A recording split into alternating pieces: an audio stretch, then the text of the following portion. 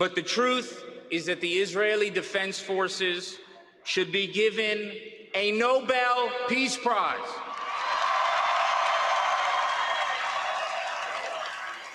Monsieur Reva, c'est affreux, je crois, de s'exprimer comme ambassadeur de telle manière en public. Madame, je crois que vous faussez les règles du jeu. Pourquoi? Vous ignorez la situation réelle sur le terrain. Vous ignorez Mais je vous demande que nous avons si vous trouvez ça affaire... normal. Oui, parce que dans d'autres situations similaires, d'autres armées auraient commis des vrais massacres. L'armée israélienne fait tout ce qu'elle peut pour éviter Monsieur le Reva, pire. il a dit Ces images... Nobel Peace Prize. Madame, vous m'obligez à dire que vous faussez, vous ignorez la situation sur le terrain.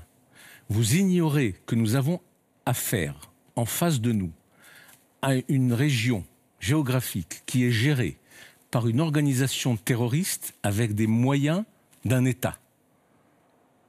Une organisation terroriste qui n'a aucun sens de la valeur de la vie humaine, pas seulement de notre population civile, mais de sa propre population civile, et qui la prend en otage et qui la met en danger volontairement. Et qui continuera à le faire tant qu'elle en aura les moyens, tant que la bande de Gaza ne sera pas démilitarisée comme l'ONU l'a souhaité, comme l'Europe l'a déclaré la semaine dernière. La bande de Gaza doit être démilitarisée. Le Hamas et les organisations terroristes autour de lui, les autres organisations terroristes, doivent être désarmées. C'est le seul moyen d'ouvrir un espoir pour demain, pour après-demain, pour le peuple palestinien et pour le peuple israélien. Oui, donc c'est la seule solution. Cependant, la lutte entre Israéliens et Palestiniens est complètement inégale au moment. Je ne sais pas quel outil vous avez pour calculer l'égalité ou l'inégalité. Les victimes? Non, madame. Non, madame. Pourquoi pas? Ce qui vous aurait plu, c'est que nous ayons autant de victimes ou même beaucoup plus. Et là, ça serait un fair play, c'est ça? Il faut que nous ayons autant de victimes. Non. Nous nous protégeons et nous essayons d'éviter les victimes civiles de l'autre côté.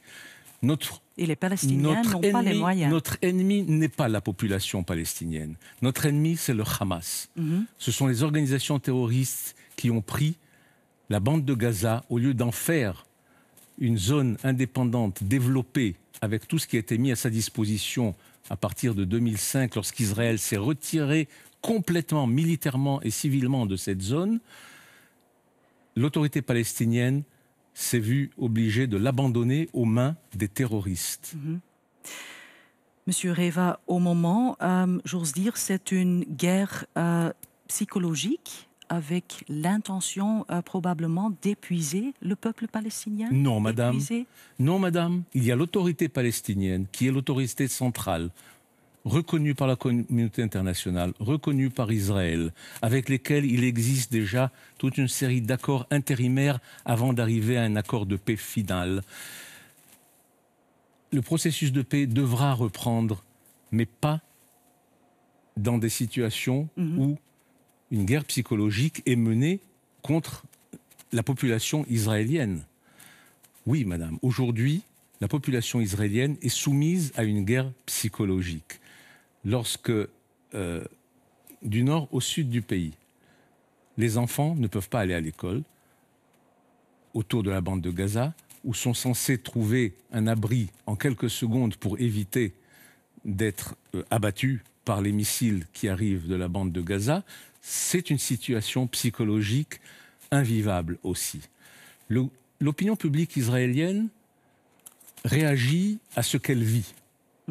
En état de paix ou de calme, elle poussera son gouvernement à faire des concessions chères pour avoir la paix. En période d'agression massive, comme elle subit aujourd'hui à partir de la bande de Gaza, par les missiles et par cette galerie de tunnels souterrains, Ok, elle demande à son gouvernement de la protéger. ok, Monsieur Reva, je vous ai donné la parole. Hein. Merci beaucoup. Merci beaucoup, madame. Merci.